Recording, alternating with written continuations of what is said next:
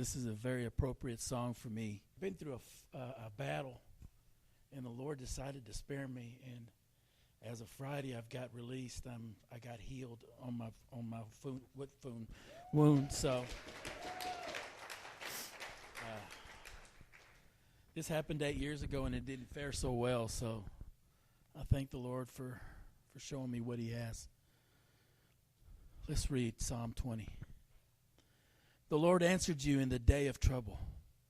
The name of the God of Jacob protect you.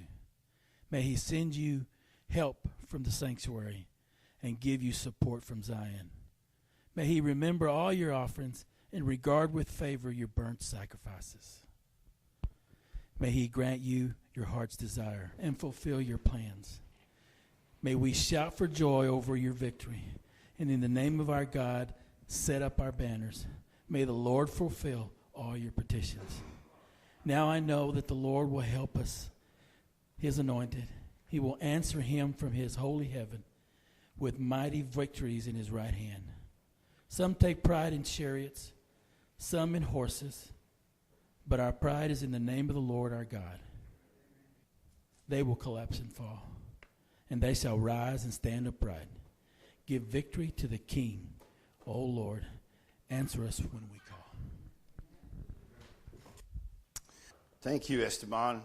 God bless the reading of the Word today and every day. If you were here last week, or if you read the sign out front, Summer in the Psalms, that's what I'm calling this series. I've decided to preach from the Psalms this summer. And as I said last week, I dedicate this whole summer to Joey Jeter, who is homiletics professor at Bright Divinity School, and who's fallen on ill health in these days and has long since retired. But what a great man who shaped the preaching of so many people that have come through Bright Divinity School. Not just disciples, but lots of folks in our community. Phil Christopher at First Baptist was a graduate of is a graduate of Bright Divinity School. So lots of folks. Dr. Jeter, when I was there, told me and told the class that usually we don't preach the Psalms because there's a rhythm to life in there that the Hebrew people had a hold of that sometimes we miss. And so as it is this summer, I'm trying not to exegete passages or give you word studies, just simply talk about life, the rhythms of life, and read from these great Psalms and these words that from ages past still speak to us today, still reach out and give us hope and also capture sometimes our hopelessness and sometimes the victories in our own situation. Yeah, I wanted to talk first of all this morning about something Steve already alluded to this morning. When is the time that God bailed you out? At just the last minute. And your story is your story. My story is my story. I don't know how trite sometimes my story is and how deep sometimes it is, but there are situations where I have assumed or felt like that no one else could have helped me at the last minute, and God, for some reason, bailed me out. My situation was changed. You know, it happens to you when the diagnosis or the treatment works. What Esteban was alluding to is the last time he went through wound care, he lost portions of his foot. This time, he's been given a clean bill of health, and he's kept everything. So it's a beautiful day when the diagnosis is in your favor or the treatment works. Maybe it's a time when you avoided a catastrophe or a tragedy, something that you narrowly escaped, whether it was a life-threatening situation, or whether it was a financial disaster or some other thing that might have befallen you and you saw at the last minute, you skated. One day in traffic, I hit the brakes and squealed and steered wildly away from an impending disaster. And my wife screamed at the top of her lungs. And after we got out of the situation, I said, "Why did you do that?" And she said, "Well, I thought we were going to die." And I said, "Well, we could have, but do we have to do it screaming our heads off? I mean, could we have a little dignity on the way out?"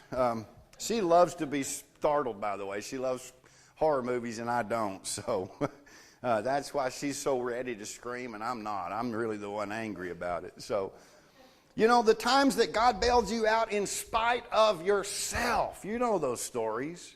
You know, one time when I was a kid, I had a golf club. I got in more trouble with that golf club. I got hit in the head with it, still have a scar. But one day, one golf club. I didn't have a set. I had one golf club. And one day I was going to hit this golf ball, and it was in a neighbor's yard, and they had a little building out behind their house. And he had run his own electrical wire, you know, from the house out to the little building, and it was hanging a little low. And I remember getting on that ball, whack, I hit it, and the golf club went way up in the air. And when I yanked it back down, I could feel something pulsating in it. But I pulled down that electric wire all around me, and I saw sparks. And like I said, I felt the club through the grip just kind of vibrating, and I let go of it and jumped back. And I didn't realize that, you know, that little rubber grip on that handle was probably the only thing that kept my hair from standing straight up on the top of my head. Don't laugh, though. I was a kid then, and my father kept my hair cut so short it was already standing up on top of my head. My dad was a Marine, and I looked like a little Marine for the longest time. But you get the idea. I could have been electrocuted.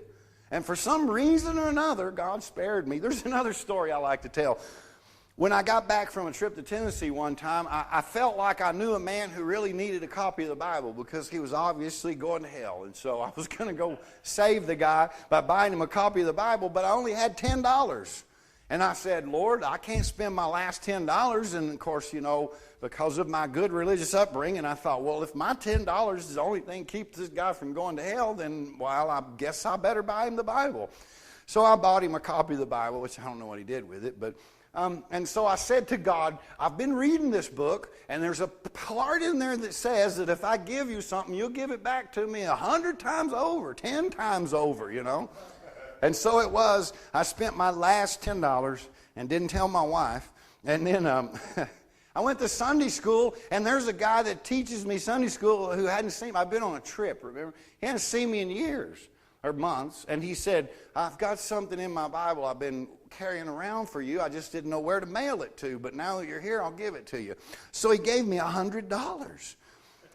And I was like Homer Simpson. Woohoo! He fell for it. It worked. I gave up 10. I went home with 100. It must have been God bailing me out. I mean, surely it happens.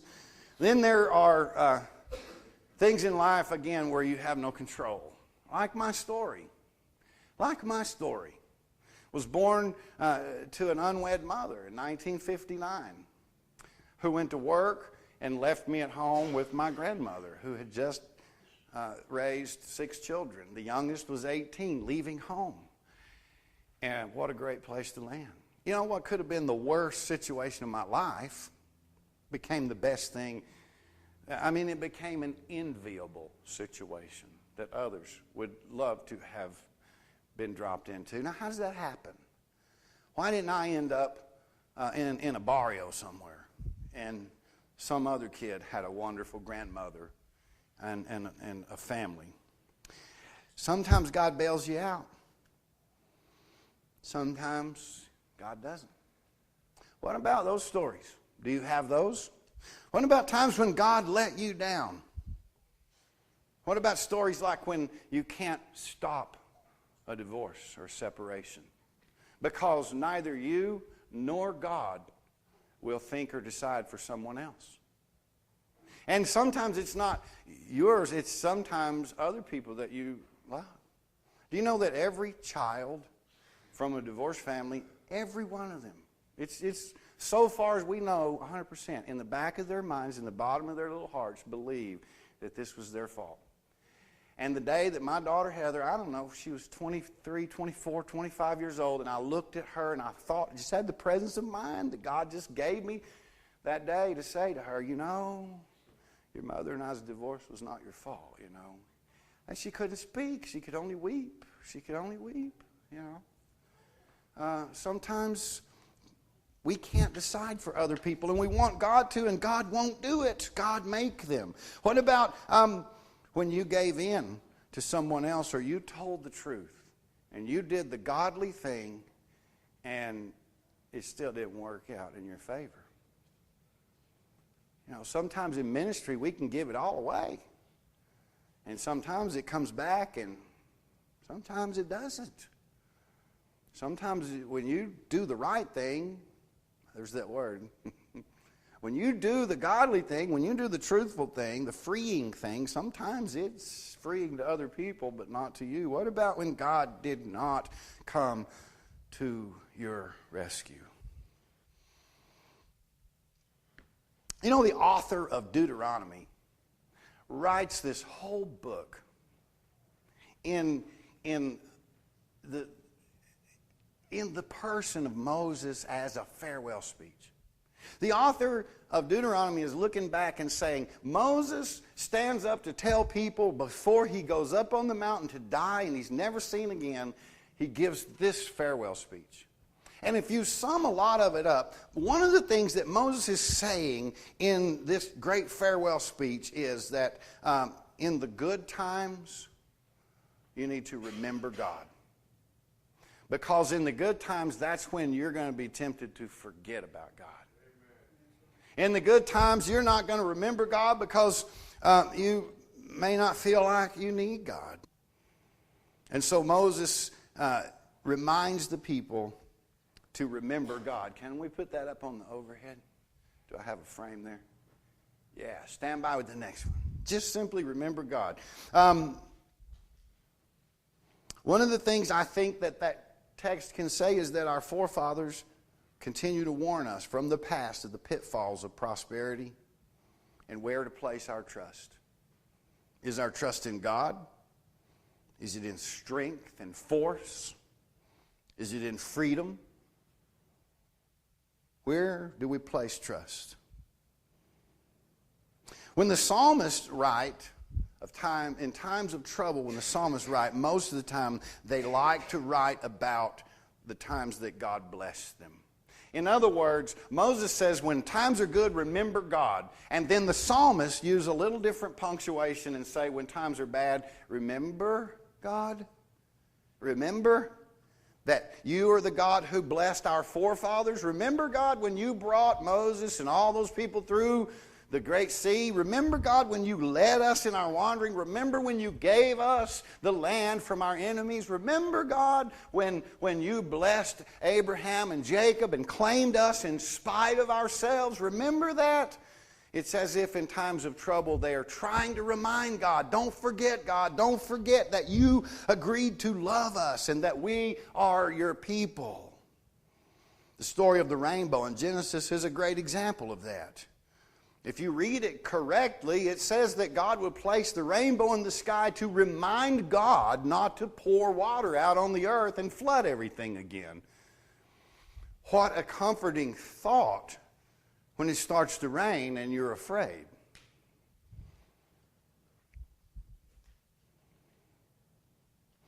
You know, one of the things that I think we're saying about the rhythms of life is this: that as long as things are working, nothing will change. We don't feel a need to change anything. As long as things are working, there's no need to change. Change or evolution or growth only happen when things fall apart. Change will happen. Things will certainly fall apart. They will change. And many times, it's not us who decides when. I think one of the things that we could say in the rhythm of life is this. First of all, work hard. Work hard and do your best. There's nothing wrong with doing your best. There's nothing wrong with turning in an honest effort towards something that you would like to see happen or achieve. Work hard. Second of all, make plans. We read over and over in the Scriptures that God thwarts plans and that we make plans and God orders the steps. And that's fine. Let God do what God does. But the first step in that process is for you to make plans for God to thwart. So work hard. Make plans.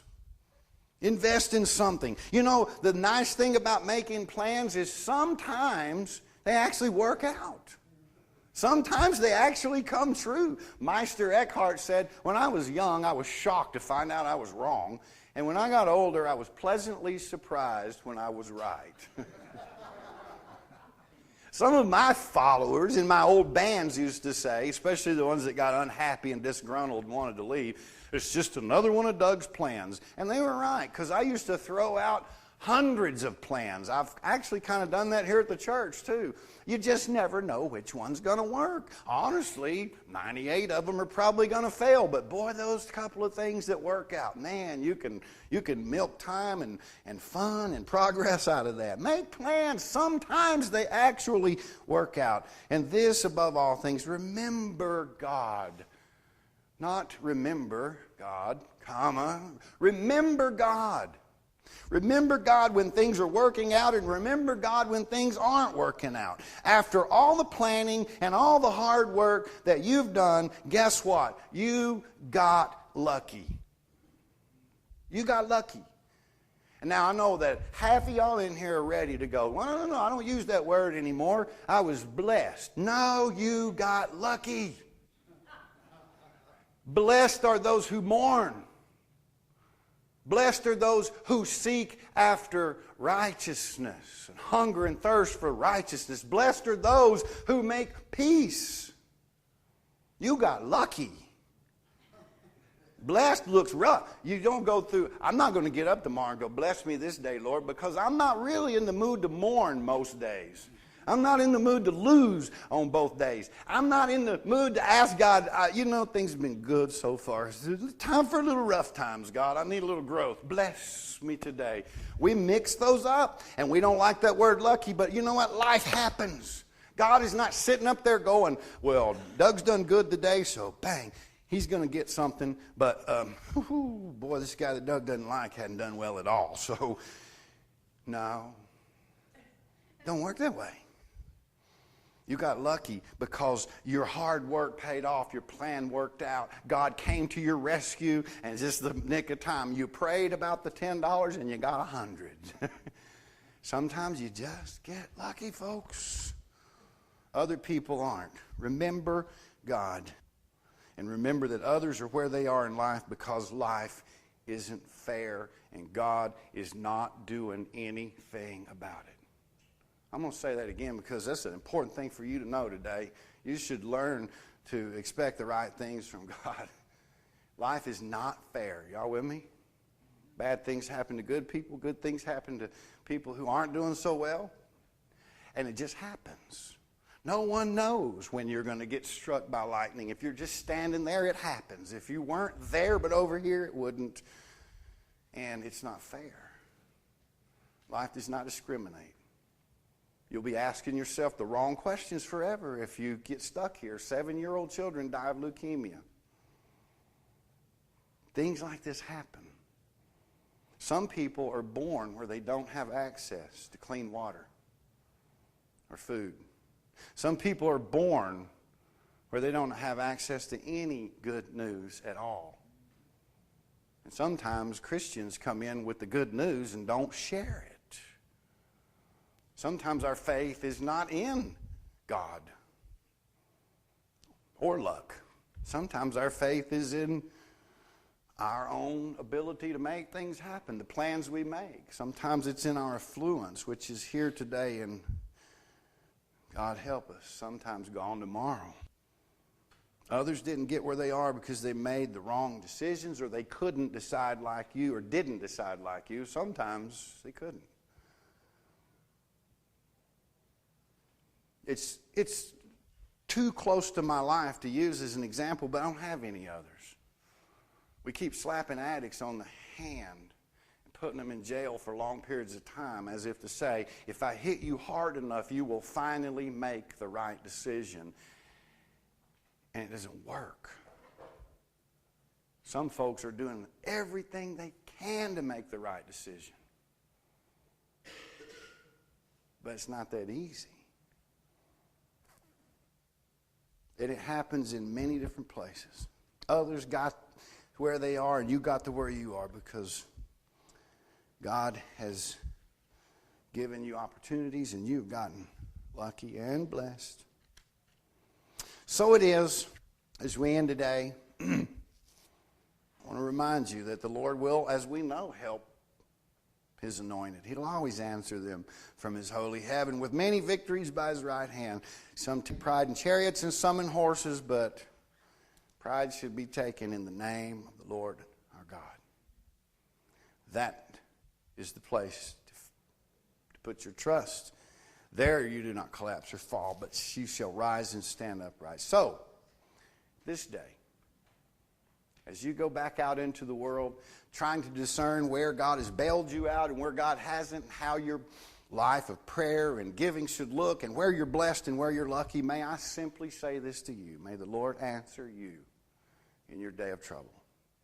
May the name of the God of Jacob protect you, and may God send you help from the sanctuary, from God's very presence on this earth, from the tallest mountain, and give you support from Zion itself. May God remember all of your offerings and regard you with favor.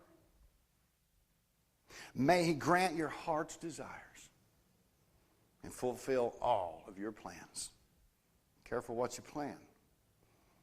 And may we gather up one day and shout for joy over your victory.